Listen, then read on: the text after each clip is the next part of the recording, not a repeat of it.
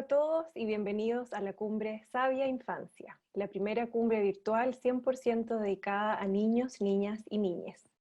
Hoy día estamos con una invitada muy especial para conversar sobre un temazo esencial en estos tiempos de pandemia. María Paz Badilla, muy bienvenida.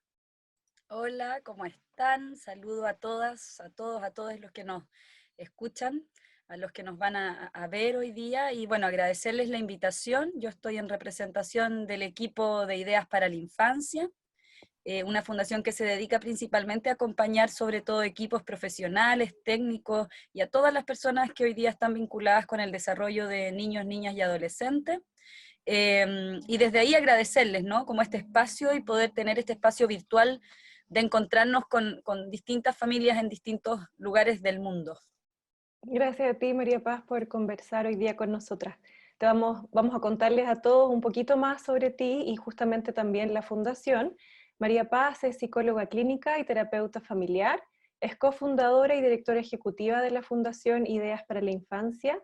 Ha dedicado su labor profesional a formar y acompañar a instituciones, comunidades, equipos profesionales y familias en pos de promover espacios respetuosos para el desarrollo de niños, niñas y adolescentes. Sí. Y siempre agrego que soy mamá también, que eso me cambió la También. perspectiva profesional trabajando en estos temas. Soy otra profesional después de haber sido madre, acompañando a otras madres, padres, familias, comunidades. Creo que es una experiencia bien fundante para los que trabajamos en niñez, en infancia, eh, cuando vivimos la crianza en primera persona. Así que creo que eso también es como bien importante. Por supuesto que sí. Bueno, hoy tenemos un tema muy relevante para los tiempos que estamos viviendo: activar la resiliencia en la familia en tiempos de crisis. Y queremos partir, María Paz, bueno, conociendo qué es la resiliencia y, por cierto, qué es la resiliencia en la familia. Es muy bonito porque el término de la resiliencia, cuando uno lo lleva al latín, viene de la palabra resilio, ¿no? Y resilio quiere decir como volver a dar un salto o volver en el fondo rebotar, tiene que ver como con la sensación, ¿sí? De que yo después de haber caído me vuelvo a parar. Es un poco como esta idea de los monos porfiados que habían antiguamente, ¿sí? Y que de alguna manera la resiliencia tiene que ver con ese concepto, ¿no? La resiliencia es un impulso que nos trae de vuelta a la vida, que vuelve a activar nuestra vitalidad, nuestro impulso vital, después de haber estado enfrentado a situaciones complejas, traumáticas, adversas, a mucho estrés.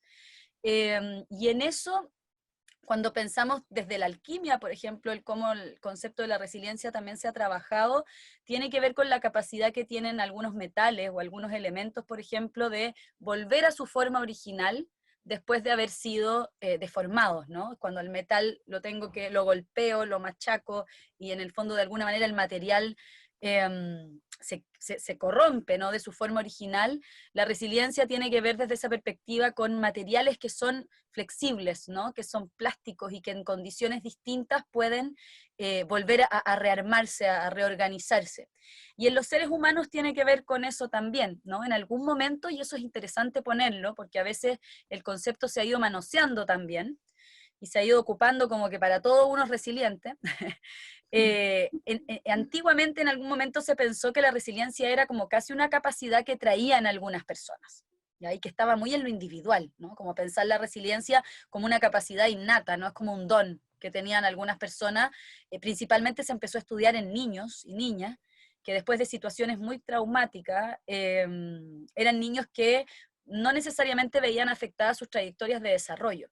Entonces se pensaba en estos niños como niños que eran invulnerables, y tal cual se ocupó el concepto, ¿no? Estos como super niños, que a pesar de haber vivido situaciones de guerra, de separación de sus familias, de muertes muy traumáticas de sus familiares, de sus padres, eran niños que lograban en el fondo como retomar el curso de la vida. Y lo que de alguna u otra manera se ha ido descubriendo, que es un bonito descubrimiento, es que la resiliencia no es una capacidad innata ni es algo que tengamos genéticamente, sino que la resiliencia es un proceso, ¿no? Es un proceso que se moldea en el desarrollo. Y desde esa perspectiva es un proceso que tiene como un gran paraguas, que es el marco de los vínculos y de las relaciones que nosotros tenemos. Entonces hoy día no hablamos como de la resiliencia solo en las personas y en los individuos, cada vez más pensamos la resiliencia a nivel social, ¿no? En los contextos comunitarios, se habla hoy día de la resiliencia como a nivel de las culturas, ¿no?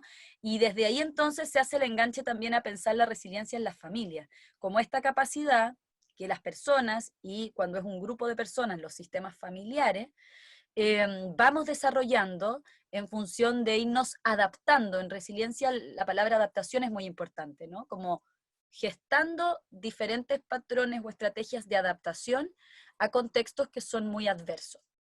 Y ahí siempre me gusta hacer el hincapié también que la resiliencia no es magia, ¿no? La resiliencia es trabajo también. La resiliencia tiene que ver con hacernos cargo del dolor. Como que es imposible hablar de resiliencia si no hablamos de dolor, si no hablamos de sufrimiento también, ¿ya? Porque lo incluye, que es distinto a ser como, no pasó nada, entonces yo niego todo lo que me pasó, lo minimizo, lo dejo como de lado y estoy en esta cosa, hay que aperrar y sigo avanzando la vida, pero no he hecho el proceso, ¿no? de ocupar ese dolor en función de mi propio crecimiento. Ahí es bonito que uno puede pensar en la resiliencia desde lo mínimo y desde lo máximo, ¿no? Se ha ido investigando que la resiliencia desde lo mínimo tiene que ver con que nosotros logramos, viene un suceso que puede ser que nos remueve, nos desarmamos, ¿no? Nos desorganizamos, en el caso de la familia también, es como lo mismo que nos está pasando en la pandemia, al principio nos desorganizamos, no sabemos bien qué está pasando, no sabemos bien cómo vamos a enfrentar esta situación, aumenta el estrés, y luego viene un periodo, ¿sí? Que generalmente es un periodo de reorganización que en el mejor de los casos nos lleva como a poder volver a estar como estábamos antes, ¿no? Es como que volvemos a nuestro punto de equilibrio, hacemos ese esfuerzo. Y eso es lo que de alguna manera se llama la resiliencia de mínimos, que es que yo vuelvo como a un estado inicial. Pero también se ha ido pensando que hay personas y hay sistemas familiares que logran lo que se llama como una resiliencia de máximo, que es que yo tomo esa experiencia que viví, la integro, me cuestiono y esa experiencia tiene el poder, o nosotros tenemos el poder de hacer que esas experiencias nos transformen. Entonces aprendemos y empezamos a funcionar de una manera distinta, ya no igual a como lo hacíamos antes. Y ahí de alguna u otra manera como se han ido como dibujando, ¿no? Sobre todo lo que les decía, esta idea de que la resiliencia es un proceso que se da en el marco de nuestras relaciones. O sea, siempre hay otros que nos ayudan en este proceso. Y en esa línea, María Paz, justo nos preguntábamos cómo se ve aplicada en el fondo esta resiliencia en la práctica. Si nos pudieras compartir algunos ejemplos concretos de cómo ocurre esa adaptación o ese aprendizaje en el núcleo familiar. Es súper importante que en las familias, el estudio como de la resiliencia familiar fue después, ¿no? Y fue como a partir de las mismas preguntas, es decir, o sea, hay familias que operan como bien coordinadamente, ¿sí? Es como que los recursos y las fortalezas de cada uno de sus miembros logran ajustarse y en ese ajuste, ¿sí? No es que un miembro de la familia es el que sale fortalecido de estas situaciones que pueden ser adversas, sino que la familia completa logra un nuevo modo de funcionamiento, por ejemplo, ¿ya? Ahí, para poder hablar de eso, me gustaría como contarles una cosa que creo que es súper significativa de un estudio que se hizo hace mucho tiempo atrás, pero que son esos estudios científicos que parten como con una idea y que en el camino los autores se dan cuenta que su idea no tenía nada que ver y que de alguna u otra manera tienen que desdibujar la idea y se les presenta, ¿no? Como algo nuevo de sopetón, por así decirlo.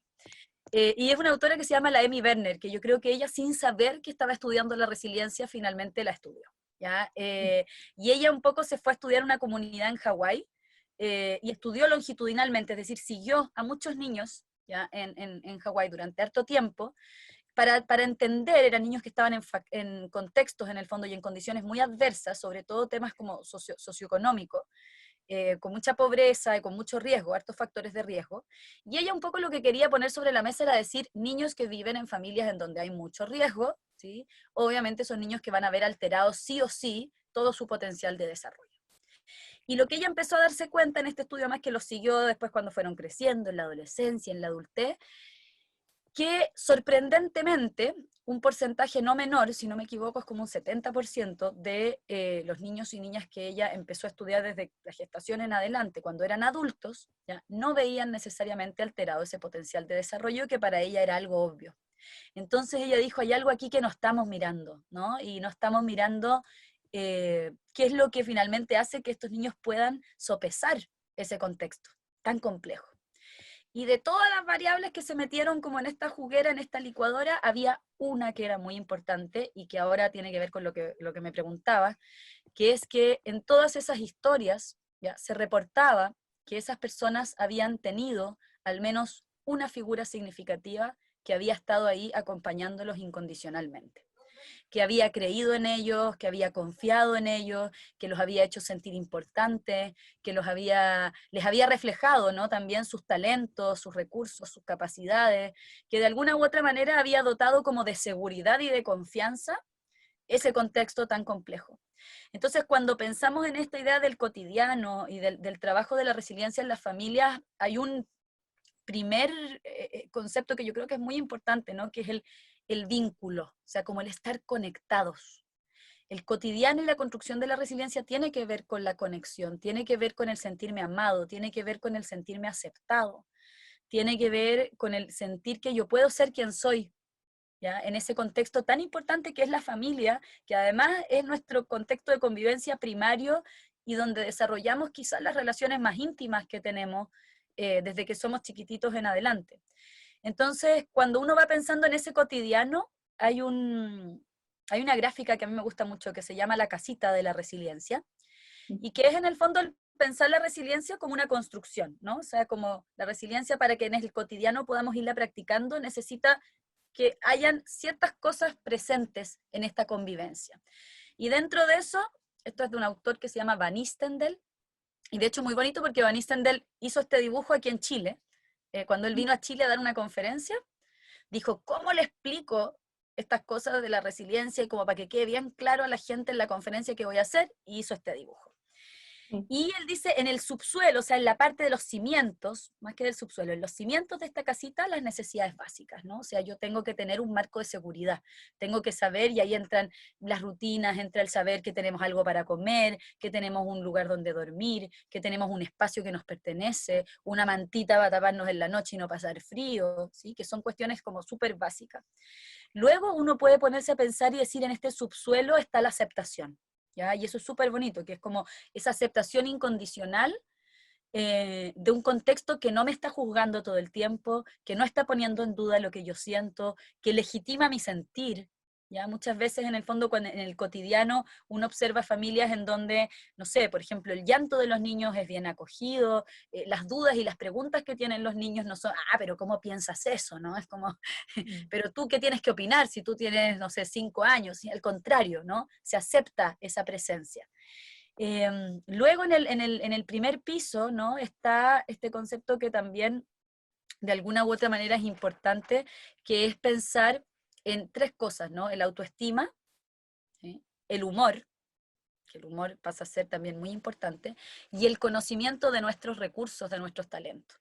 Y ahí es bonito la labor que hacen los padres y las madres o los cuidadores, ¿no? O las familias cuando educan, que es que son reflejos de esos talentos y de esas habilidades. O sea, en el cotidiano tú le estás mostrando a tu hijo, a tu hija, las cosas que hace bien, ¿sí? Vas reforzando sus logros, sin mentirle, porque uno tampoco les puede decir que hacen todo bien, ¿no? O sea, como cuando lo que realmente en el fondo uno siente como, oh, realmente me sorprendo de las habilidades que tiene.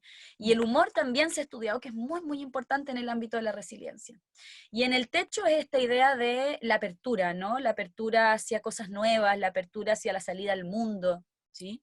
Y entre medio, lo que también se dieron cuenta es que está la búsqueda del sentido, o sea, el para qué, el para qué. Y de alguna manera el para qué implica el pensar que esas familias que logran activar estos procesos de resiliencia son familias en donde su propio desarrollo pasa a ser un proyecto de vida. El otro día un amigo me decía eso y me pareció tan bonito, que me dijo como que uno vive saliendo a buscar el proyecto de vida afuera, ¿no? En lo profesional, en, no sé, en los viajes, en conocer el mundo, en conectarse como con cosas que están fuera. Y de repente él me dijo, en la cuarentena yo me di cuenta, y que esto, por ejemplo, es muy resiliente de su parte, que mi proyecto de vida era mi familia, eran mis hijos, y yo no estaba invirtiendo el tiempo que necesitaba invertir ahí. Eso tiene que ver con el sentido, ¿no? Con irle encontrando sentido a estar juntos, a estar acompañados, eh, a de alguna u otra manera como aprender en familia de estas cosas que estamos viviendo. Qué importante, María Paz, lo que estás planteando, porque, bueno, por un montón de razones, pero con lo que conecto primariamente es que al final lo natural, ¿cierto? Lo orgánico, lo esperable que nos pase como seres humanos que estamos viviendo una vida es enfrentarnos a dificultades, enfrentarnos a cambios, enfrentarnos ¿cierto? A la impermanencia. Y quizás vivimos en una cultura o en un sistema que aparentemente cree que todo va a ser muy estable o todo va a ser muy estandarizado. Entonces emerge la resiliencia como una capacidad prácticamente básica, ¿cierto? Para poder sobrevivir, para poder enfrentar la vida y las familias también. Y en ese sentido, ¿qué prácticas podemos cultivar o qué prácticas podemos promover al interior de la familia y en nosotros también para poder transformarnos en una familia resiliente? Es importante eso que dices tú como del sentido de la normalidad. Yo creo que esa es una primera cosa que hay que erradicar como de la mente, ¿no? En esta idea como de un sistema además social, de mercado, cultural muy exitista, ¿no? Muy dado a la competencia, muy dado a el currículum. O sea, los niños están en prekinder y nosotros ya estamos pensando a qué universidad van a entrar. O sea, ¿cachai? Como esta cosa de acelerar los ritmos y no permitir un poco como los procesos, ¿no? En eso, pensando en esta idea de la normalidad, es interesante pensar que la normalidad no es la ausencia de problemas, sino que más bien tiene que ver con la construcción de una estabilidad en donde sabemos que van a haber problemas y que hoy día también desde la perspectiva de la resiliencia esos problemas van a ser desafíos probablemente, más que dificultades que nos bloqueen, ¿no? Mientras mejor nos conocemos y mejor conocemos nuestros recursos, más estrategias vamos a tener para poder ir a enfrentar esos desafíos. Entonces, pensar de alguna manera esta idea de normalidad o de estabilidad como una estabilidad que es dinámica, que es flexible, en donde van a pasar muchas cosas, y donde de alguna u otra manera la flexibilidad se pone en juego. ¿Ya? Y ahí es súper importante ese concepto, porque cuando pensamos en adaptación, ¿cómo yo me adapto a un contexto distinto? Bueno, tiene que ver con la construcción de mecanismos de flexibilidad y mecanismos de plasticidad en la familia. Es como cuando yo tengo una plasticina, ¿no? Lo que queremos es que no sea una roca, que no le pasa nada, que está ahí apretada, rígida, tratando como de resistir el cambio, sino que más bien, bueno, si la plasticina era, en este como proceso al principio era una bolita, la bolita no resultó, voy a tener que rearmarla y modelarla distinto, ¿ya? Y ahí es súper importante, hay un concepto que a mí me gusta mucho como trabajar con las familias en eso, que es como la disposición mental no puede ser rígida. Yo no puedo estar todo el tiempo pensando que las cosas tienen que ser de la manera en que yo las planifiqué el día 1, porque probablemente con eso, ¿sí? Voy a chocar en algo que es contrario a la resiliencia, que es la resistencia. Y cuando yo resisto, pero no doy como la vuelta a torcer, es como me está ahí como machacando el dolor, la adversidad, el estrés, y yo sigo ahí aguantando, no hago el ejercicio opuesto, ¿no? Que es como mirarlo de frente y decir, bueno, ¿qué quieres de mí? ¿Qué hacemos, no? ¿Cómo salimos a enfrentarte, no? Y que implica algo tan distinto, porque implica en el fondo, en esa flexibilidad, lo que se implica es hacernos cargo del dolor. En eso las familias también que son o que tienden a poder cultivar estos procesos de resiliencia, en general se habla de aquellas cosas que nos incomodan, no se excluye. ¿Ya? Lo que se sabe es que cuando uno excluye y saca, ¿no? Eso que nos incomoda, aparece por cualquier lugar, ¿no? Es como igual va a aparecer por otros lados. Entonces, enfrentan eso. Y en función de esas cosas como concretas, hay tres cosas, como si uno pudiera pensarlo así como bien esquemáticamente, hay tres dimensiones que yo creo que son importantes de moldear y de trabajar, ¿sí? Una de ellas tiene que ver con la organización, ¿sí? O sea, lo que sabemos es que si bien nosotros pensamos en que la estabilidad es una estabilidad que es dinámica, cuando tenemos como ciertos criterios de organización dentro de las familias, es decir, esto que siempre se ha hablado ahora en la cuarentena como ciertas rutinas, hay ciertos rituales que tenemos de cuando despertamos, cuando nos vamos a dormir, sabemos más o menos quién se hace cargo de qué. Hoy día todo el tema de la corresponsabilidad también es muy importante. Dentro de esta organización tenemos roles y funciones que están bien delimitados. Hay claridad, ¿no? También en esa organización. De alguna u otra manera, cuando nos tenemos que enfrentar a cuestiones complejas, esa organización permite, ¿sí?, que cada uno tenga un lugar y un rol específico para poder enfrentar esa adversidad. Lo otro, y dentro del plano de la comunicación, ¿ya?, cultivar el tema de la expresión de los afectos es muy importante. Parece obvio, pero uno se topa con muchas familias en donde lo que te dicen es, no, pero si mi hijo sabe que yo lo quiero. No, pero si mi marido sabe que yo lo quiero. Pero finalmente en Chile sobre todo, yo creo que culturalmente expresamos muy poco y ponemos muy poco en palabras lo que sentimos, ¿ya? Y ahí hay un ejercicio que también es muy importante, porque como decíamos, para sentirme aceptado, también tengo que sentirme amado, ¿no? Esos niños de la isla de Hawái, del estudio de Werner, cuando se les volvió a entrevistar cuando eran grandes, claro, lo que comentaban era haber tenido esta experiencia de haber sido sostenido por alguien, ¿sí? Y esa sensación en el plano de la comunicación es muy importante, la expresión de las emociones, la claridad también en los mensajes, ¿no? Como la coherencia. Si yo digo que voy a hacer A, B y C, bueno, yo lo hago, y si digo que te quiero, yo no te maltrato, ¿no? Y si me equivoco, el perdón también es parte de habilidades o de componentes que están dentro de este proceso. Te pido disculpas y soy capaz de asumir que me equivoqué. Para mí ese es un temazo, que es el tema del perdón y la crianza, porque generalmente en el fondo se habla poco de la vulnerabilidad de los padres, de las madres. Tenemos además puesto como un chip de que no podemos equivocarnos, y si nos equivocamos, muchas veces se nos hace muy difícil agachar el moño, porque sentimos que perdemos como poder, ¿no? Autoridad. Entonces el perdón es una cosa que también es muy importante en estos procesos.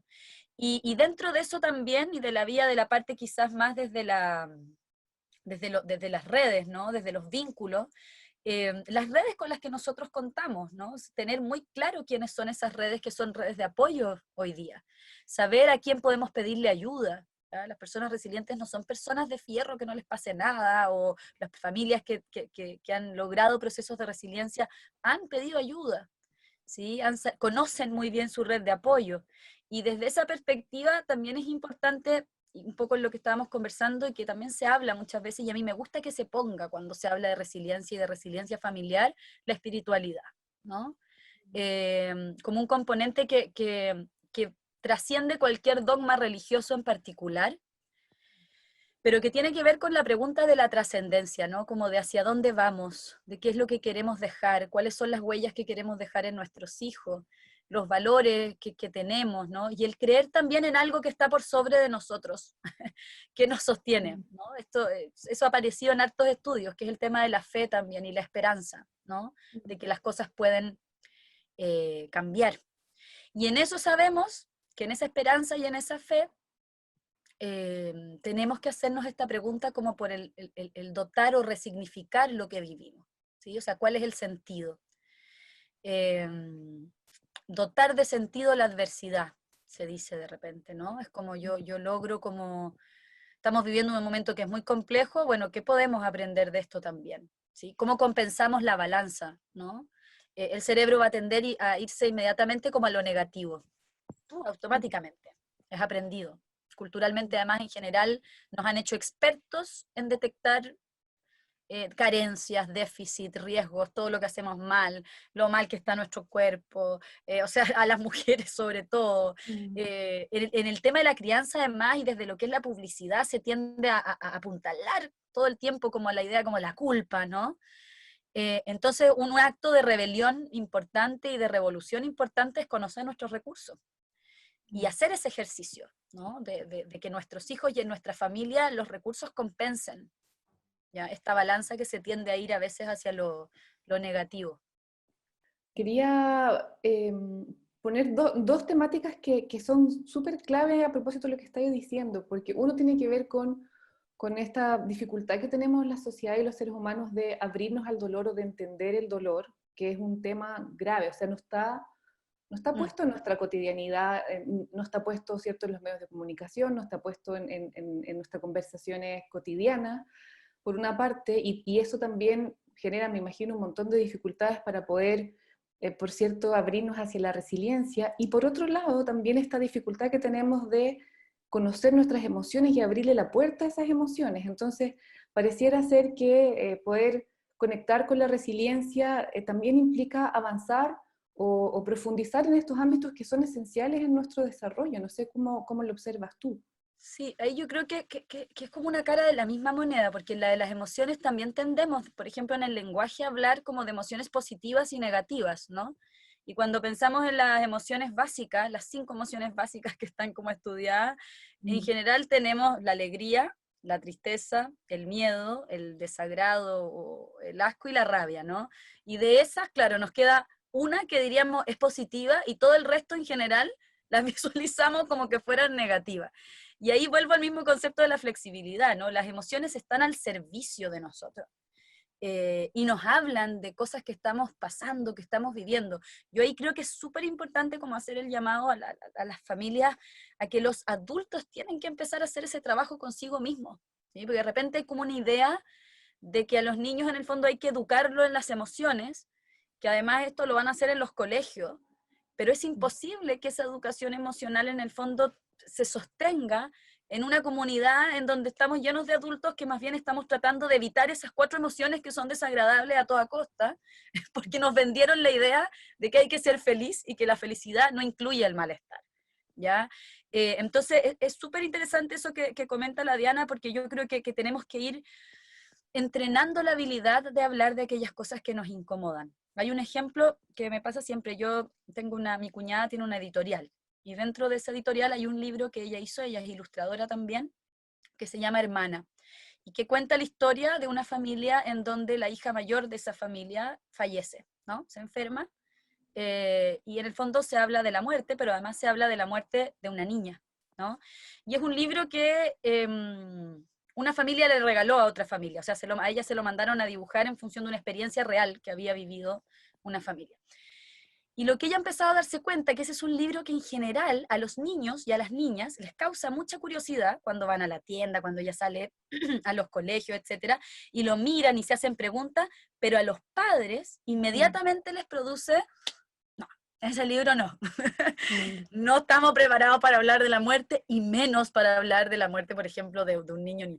Pero orgánicamente, esto que dice la Diana, ¿no? Los niños está este impulso también, como esta curiosidad por aquellos temas que de repente nosotros ya los tenemos cargados de conceptos, de significados, que son significados negativos. Entonces es interesante pensar que desde ese tipo de experiencias, como son, por ejemplo, los libros, ¿no? Como son las obras de teatro, como son las películas, los juegos también, tenemos mucho espacio para poder abordar esos temas de una manera que es respetuosa, que es cuidadosa, y que realmente en el fondo a los niños no les va a pasar nada por hablar de eso, al contrario, les va a causar curiosidad. Yo siempre digo, los niños preguntan, y cuando ya no te preguntan más es porque ya estamos bien, ¿no? O sea, como ya quedaron tranquilos.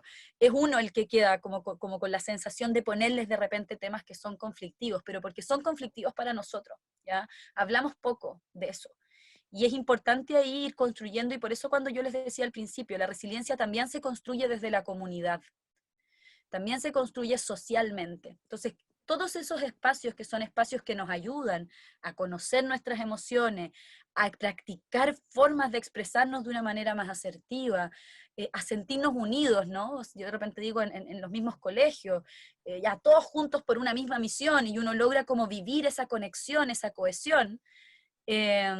Son acciones, por así decirlo, que promueven este potencial de resiliencia. Entonces es importante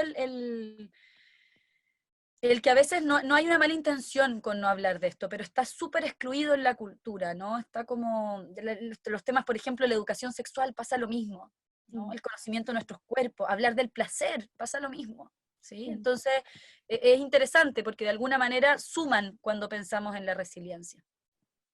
Y en ese sentido, ¿qué oportunidad nos ofrece la pandemia también para poder empezar a indagar en estos temas en la familia? Porque está ocurriendo afuera, ¿cierto? La muerte a diario, de maneras muy, muy terribles, ¿cierto? Y estamos todos expuestos a eso, entonces ya no es algo que podamos ignorar, que muchas veces hacemos como familias, como sociedades, ¿cierto? Estamos lejos de lo que está pasando en otra parte del mundo, entonces nos tapamos los ojos y no pasa nada.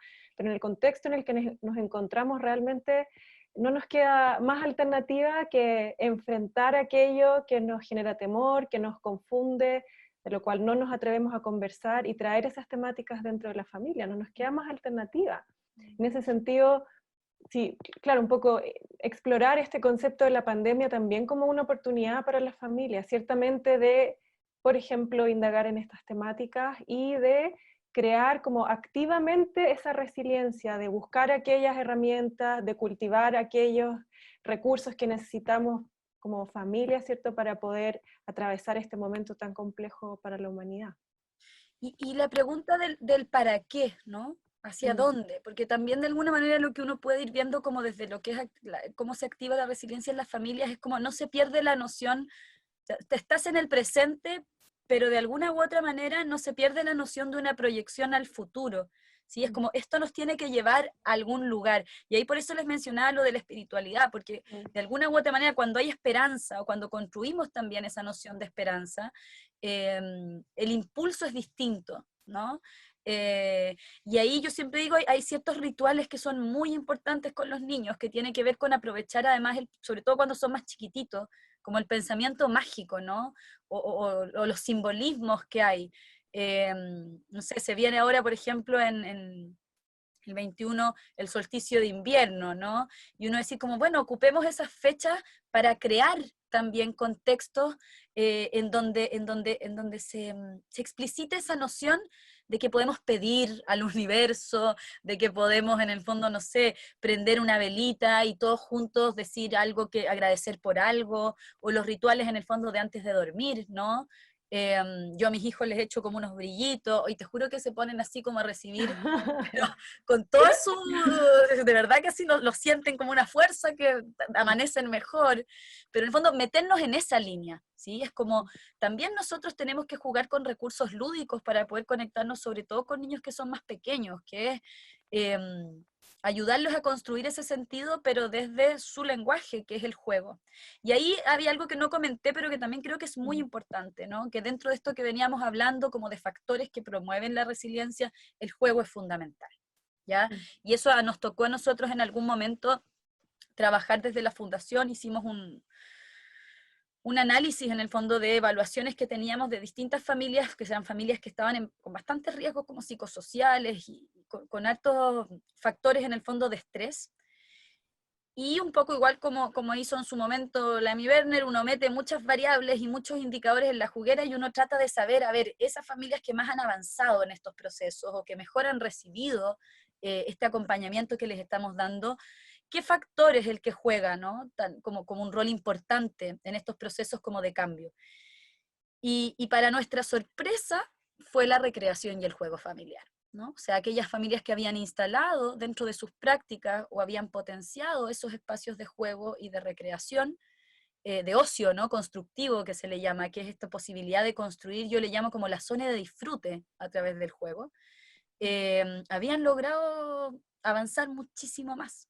Y principalmente es porque el juego es un escenario propicio para todo lo otro que hablamos, para construir la creatividad, para buscar formas de resolver conflictos de una manera que además es entretenida, para conectarnos, para expresar emociones, para ser flexibles, para que todo esté permitido, eh, para hablarnos de una manera que quizás es distinta. Los padres generalmente cuando logramos jugar y meternos en el plano del juego, dejan de estar en esta idea de que tienen que estar normando. O sea, entregarnos al juego. Y al juego en todas sus dimensiones, ¿no? Desde perspectiva del juego libre, juego simbólico, desde juegos que son más estructurados. Y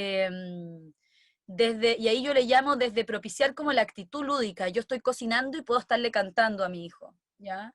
Y eso inmediatamente hace que sea distinta la relación. Yo puedo pedirle que se lave los dientes, anda a lavarte los dientes.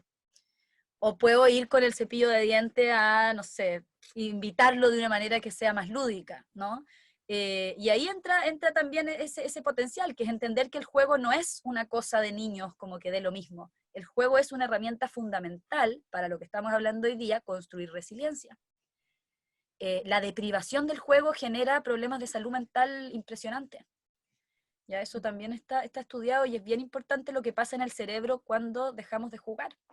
Cuando hay una emergencia, por ejemplo, cuando han habido incendios, terremotos, etcétera, y hay niños, por ejemplo, que tienen o familias que han tenido que irse a albergues, una de las primeras cosas que preocupa es que los niños tengan algo con que jugar. Se crean estas mochilitas como bueno, eso tiene que ver con esa razón, porque los niños elaboran ahí. Entonces, todo lo que nos está pasando en la pandemia, el poder en el fondo contar historia, el ir registrando el cómo nos sentimos, el dibujar, yo he recomendado harto el tener como una carpetita, ¿no? Como de una bitácora de la cuarentena también. Ir archivando quizás todos los días algún dibujo, algo que apareció, una canción, o sea, hagamos también los registros de esto, porque eso nos va a ayudar a poder después entender ese sentido, el para qué, y entender también lo bien que lo hicimos, ¿sí? Como los esfuerzos que pusimos a valorar eso. María Paz, que, bueno, nos surgen un montón de preguntas, pero ya estamos llegando al final de nuestra conferencia. Queríamos preguntarte si es que hay algún mensaje que quisieras compartir con las familias, con los padres, madres, cuidadores en este momento. Sí, lo pensé harto, porque también me lo pensé respecto de mí misma. Me ha tocado mucho estar como compartiendo como virtualmente con mucha gente, pero creo que hay dos cosas que creo que son muy importantes en lo que estamos viviendo. Uno es el tema de confiar en nosotros. ¿Ya? Yo creo que de repente entre tanto tips, tanta información, tantos espacios distintos, de repente uno empieza a dudar, ¿no? Y yo creo que hay que ocupar estos espacios para todo lo contrario, que es como agarrar impulso, agarrar confianza. Y de alguna u otra manera, como les decía, hacerse experto en entender lo que hacemos bien. O sea, en qué somos capos, bueno, en Chile se dice capo, pero en qué somos expertos, ¿no? Y valorar eso, porque de repente hemos entrado en contextos en donde siempre el pasto de al lado es más verde, el vecino o el otro papá, la otra mamá o otras familias son mejor que nosotros, y eso tiene que ver con cuando nos metemos en este switch de la competencia, ¿no? Que competimos hasta por quién cría mejor a sus hijos. Entonces entender que cuando hablamos de crianza tenemos que hablar de crianzas y de parentalidades diversas y de formas distintas de acompañarnos. Entonces, creer y confiar en las capacidades y las habilidades que tenemos. Y lo otro es que yo creo que es un buen momento para hacer una pausa en ciertos momentos. Yo sé que a veces es difícil, pero poder ir haciendo ciertas pausas todos los días para pensar en algo que creo que es fundante en el tema de la resiliencia también, que es darnos el tiempo de entender qué queremos heredarle a nuestros hijos e hijas, ¿no? Pensar en nuestra historia y entender de esa historia qué vamos a conservar y qué tenemos que cambiar. Porque a veces apretamos el piloto automático y hacemos exactamente lo que nos habíamos prometido que no íbamos a hacer con nuestros hijos. Y empezamos a repetir patrones que ni siquiera son nuestros, ¿no? Que vienen como de generaciones antiguas. Entonces, hacer esa pausa yo creo que es muy importante, como pensarse o pensarnos en la edad que tienen nuestros hijos, como cuando yo tenía, no sé, 7 años, ¿no? ¿Qué hubiese necesitado en un momento como el que estamos viviendo? ¿Y qué cosas me sirvieron de lo que hicieron mis papás, mi mamá, mi familia conmigo? ¿Y qué cosas podrían ser diferentes? Entonces yo de alguna manera ya empiezo a seleccionar, ¿no? En esta como mochilita de recursos que tenemos, bueno, dejemos fuera lo que no nos sirve y tomemos y vamos cambiando y vamos mejorando para poder generar, porque yo creo que esta generación que se viene de niños, niñas y niñas, les va a tocar un mundo en donde la resiliencia va a ser muy importante. O sea, necesitamos también pensar nosotros cómo nos hacemos cargo de esa herencia, ¿no?